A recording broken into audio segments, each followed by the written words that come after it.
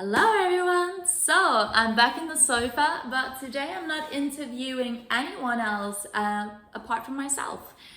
Today is going to be all about me sharing with you guys about who I am and what I am about, why I continue to show up in your inbox, why you might continue to follow me on Instagram or come to my events or come for healing, energy work, wellness coaching, why you might be listening to my meditations, why you may have read any of my 2 books, The Morning Miracle and Messages of Love, why it is that I continue to believe so passionately in what I do and why I do what I do. And so without further ado, I'm just going to get started. As you know, you might know me as Josie or Josephine. I am originally from Copenhagen, Denmark.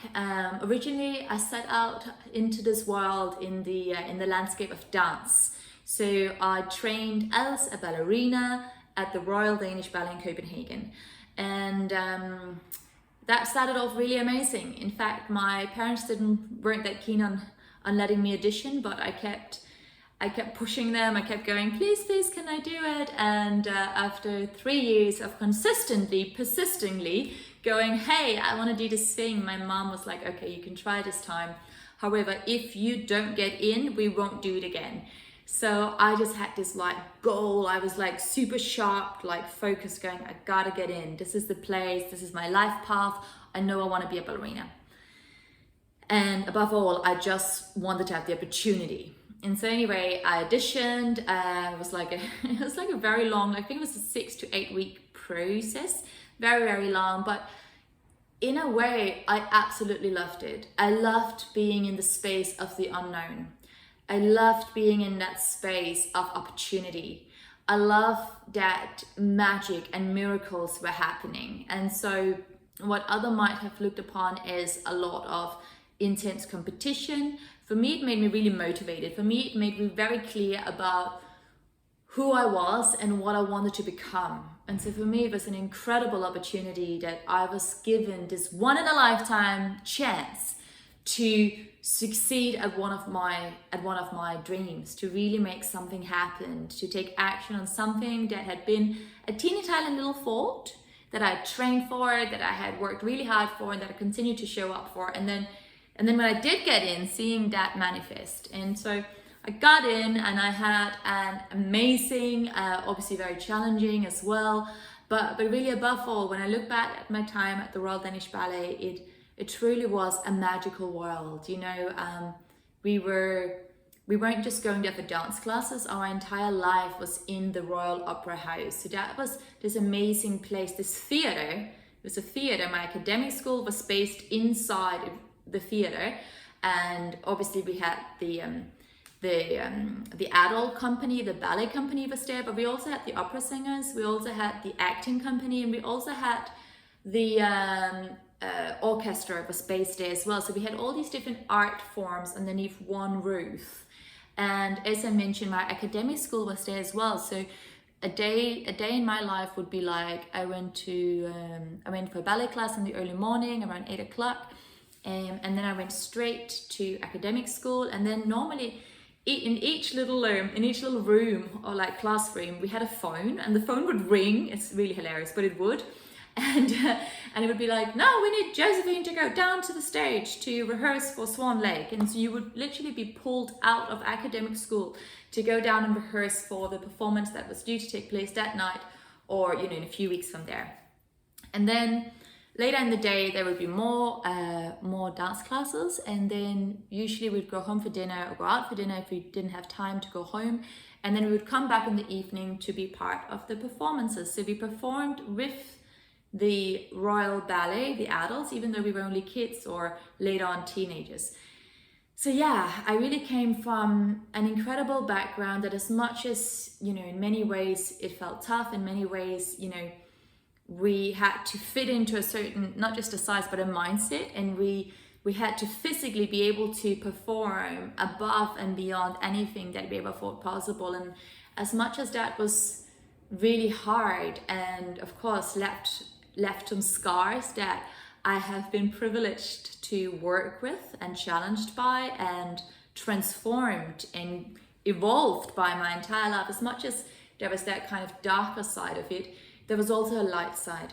There was this deep, deep learning that if you continue to have a vision, if you continue to talk about this vision and take action on that vision every single day, not just when you're feeling good, not just when it's perfect weather, not just when you have the perfect haircut, or you have the perfect weight, or you have the perfect amount of money in your bank balance, not just when the world is right, but if you continue to take steps towards your goals, whatever that goal is, you can achieve anything.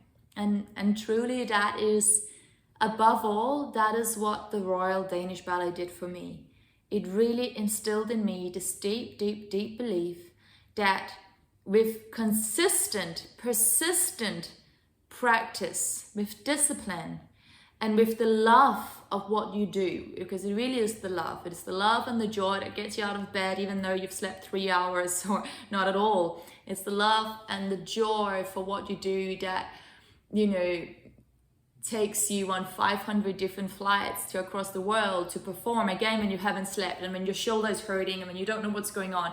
Like, it's that love and that joy that continues to drive you. But really it taught me that if you have that love and you have that joy for whatever it is, for any goal in your life, once you have that love and you have that joy, and then you add in the mix, you add into the cauldron consistency, you add into the cauldron discipline, you add into the cauldron rituals, routine, and you stick to it. You stick to it day and night. When you're feeling good, when you're feeling down, when the sun is shining, when it's dark outside.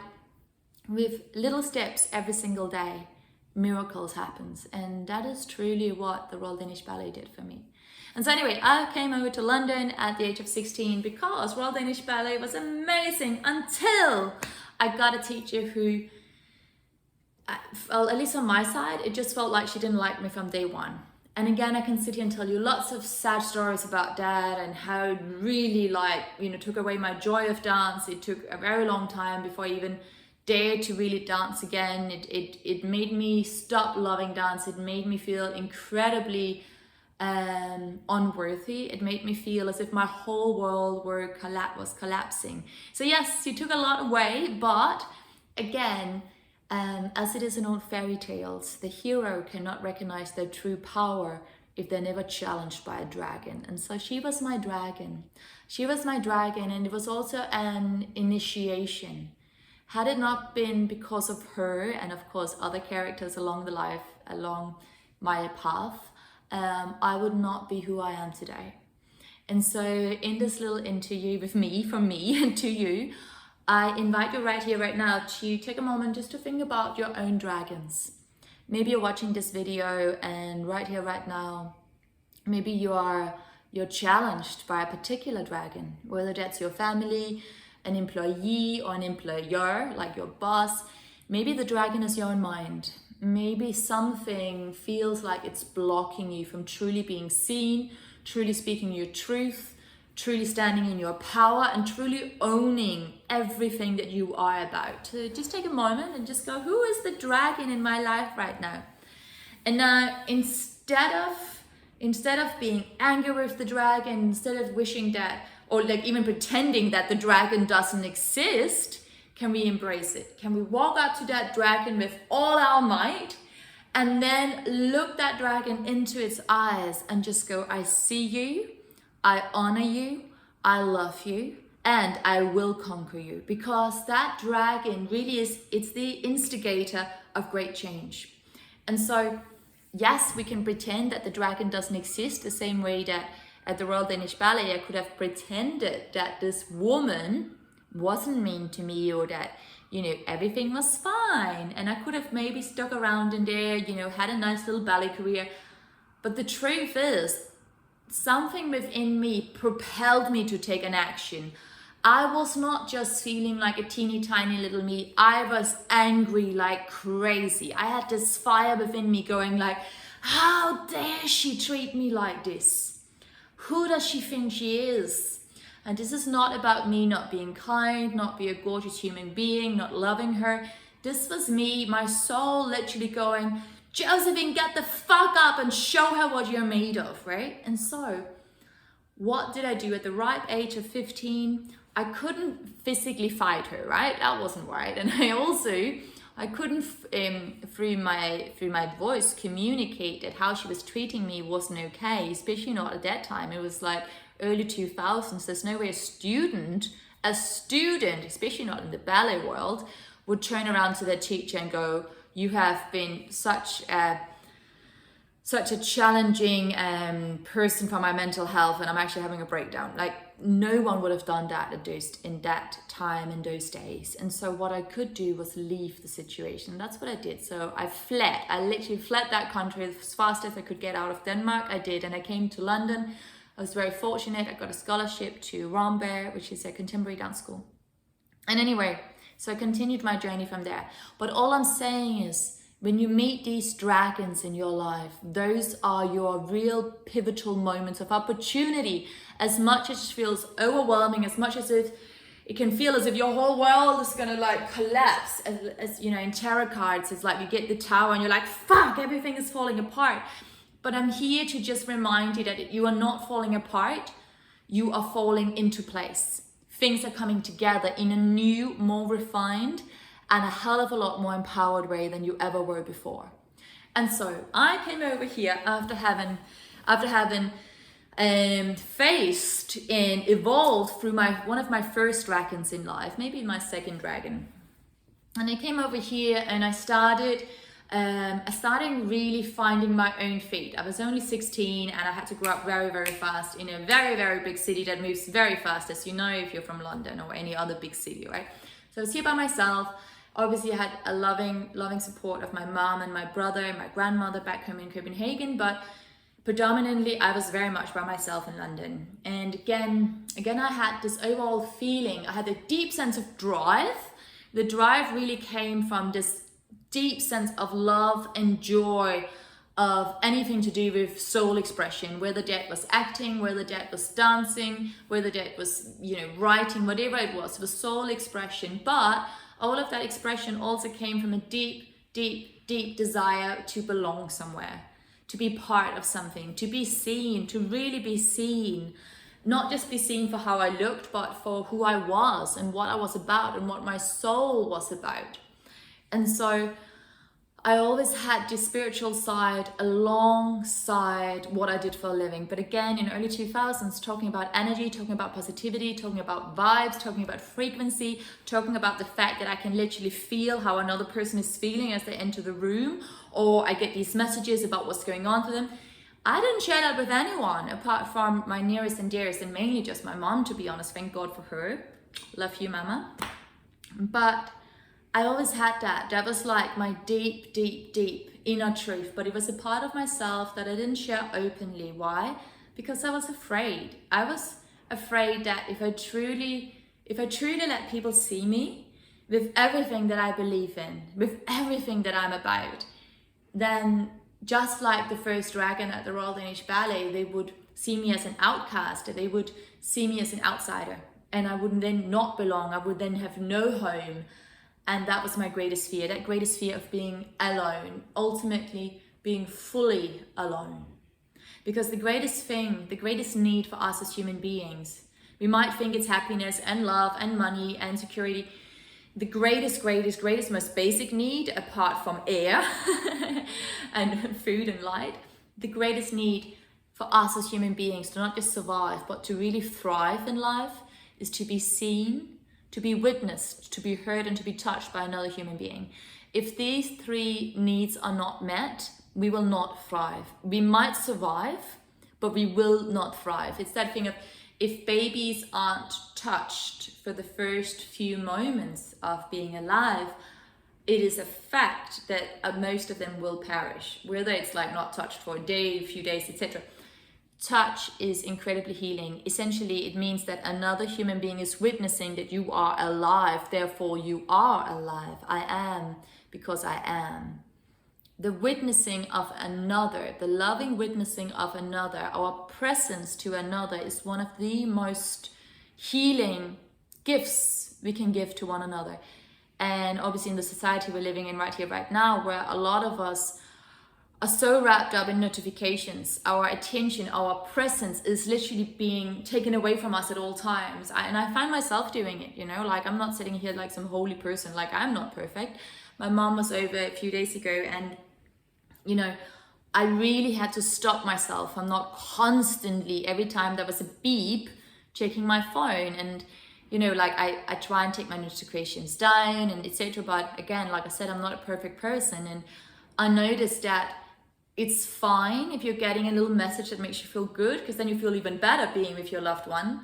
But if you're getting a message that's stressful and you know you have to at some point gonna have to deal with it, that's part of your presence that's just been taken away, that you can't fully give to your loved one. And that's a real thing. So anyway, giving presence to our loved ones is such a big deal. And that's really what I'm so passionate about, you know. In my journey, I'm 37 years old now, on this beautiful blue planet.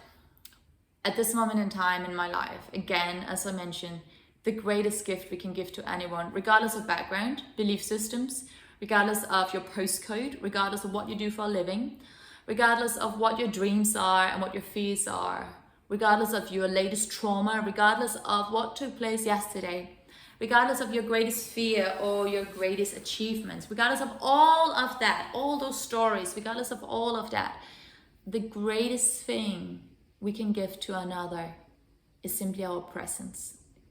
Our ears, our hearts, our eyes,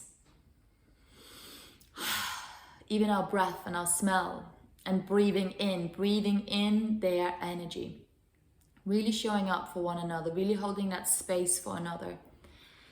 And so, you know, when I do my work, whether that's over the phone or, you know, doing energy healing hands-on, or again, remote, distant energy healing or wellness coaching, or whether I go into a huge group of people, of 200 people or 1,000 people, or whether I have 4 people in front of me, it doesn't matter, it's the same thing. The work is to hold the space. I'm there fully connecting with you the same way I am now, regardless of what time you watch this video, regardless of where you're at in your life, regardless of whether you've watched this video a million times. Right here, right now, you have my full undivided presence, attention. I am witnessing you, therefore you are receiving this divine flow of energy, because I'm a channel. It flows through me to you. It can be no other way. We all have the ability to learn how to do that. Most of us don't trust it. And most of us have forgotten that we have that ability.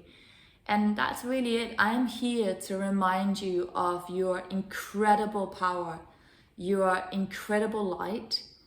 I'm here to empower you to take any steps necessary in order for you to fully express every single inch of your being. Because you are the universe manifested into human form. You are a spiritual being having a human experience with everything that involves. But the key message for me, as always, is really just to hold up a mirror to you and to remind you that you are doing enough. You have enough. And above all, you are enough. You've always been enough. You were born enough. You were born worthy. Whatever you have been through in your life so far, whatever's going on for your life right here, right now, whatever might happen in the future, it is not, and I will repeat this, it is not an indication of your worthiness or your enoughness or your lovability. You are so, so lovable. Really hear those words. You are so, so lovable. You are whole, you are holy, you are sacred, and your energy is sacred. Take a moment to just remind yourself that you are sacred. You may go ahead and close your eyes, placing your hand to the heart, whatever feels good. Take a super deep breath in. Remember your divinity. Exhale out everything else. Release your mind into the earth. Remember your sacredness. Exhale out stress. Remember that everything happens as and when the time is right. Exhale out worries. Land in your heart. Meet yourself. Dare to meet yourself. When we are no longer scared of meeting ourselves, our true self, every single part of ourselves, all the dragons that we have tried to push down or ignore, when we really allow ourselves to meet ourselves, all edges, the parts of us that are scared, that might feel inferior, that might feel disempowered, the part of us that might feel angry or sad, the part of us that feel ashamed or guilty, when we dare to meet all of us, nothing can hurt you. All peace starts with being at peace with yourself, choosing peace. All true love starts with fully loving yourself. So take a moment, relax your shoulders, relax your belly, relax all of your facial muscles, and simply land in your heart. You are exactly where you need to be. You are currently choosing to spend time with me at this moment in time because my voice is reminding you of that truth that you already know. That you are enough, that you have always been enough, and that you will always be more than enough. In the words of Albert Einstein, if we are to save this planet and all of its inhabitants, the one and only answer has always been, will always be, love. Love yourself. Practice self-love, self-care, kindness, self-forgiveness. Forgive yourself so that you can forgive others. Love yourself also so that you can love others. Choose to find peace within yourself. Find peace with everything you've been through. Find peace with feeling ashamed, feeling sad, feeling this, feeling that. Find a space, hold space for all of your emotions. It is safe for you to feel it all. Your feeling is your healing. You are safe, you are loved, and you're ready to step forward in your life with all that you are and all that you came to be. Remember who you are. Take a deep breath in. Exhale, sigh something out. Bring your hands together in front of your heart. And just take a moment to bow down. I see you and I love you. And until we meet again, whether in person or over a video or in a Zoom call or somewhere in the world on one of my retreats, or maybe we just bump into each other in a gorgeous coffee shop. Until we meet again, be safe, be happy. Set yourself free. The freedom, the love, the peace that you long for is already yours. It's already within you. And it is available to you right here, right now. There is great love here for you. There is great love here for you already. Love is already yours. There's great love here for you. And in this moment, you can realize it. There's great love here from you. Relax your belly, relax your shoulders. Deep breath in and exhale out. You can go ahead and blink your eyes open. You're back in the body, raising your gaze. And so this was a brief little intro from me. I might do another one in a few weeks' time if you guys would like to hear more about what I do, why I do what I do. But it's been amazing to be here with you today, and I hope you have a really wonderful rest of your day, rest of your week, rest of your life.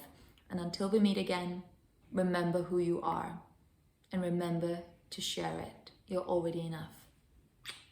Lots of love.